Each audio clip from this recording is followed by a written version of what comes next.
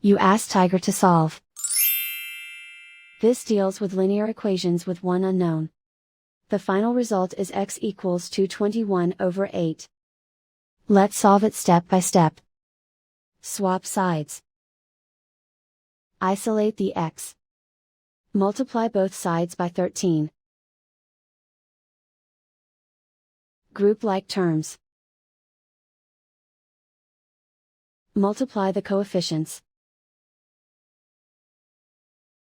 Simplify the fraction. Multiply the fractions.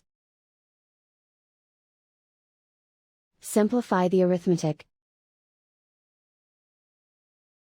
And so the final result is x equals 221/8.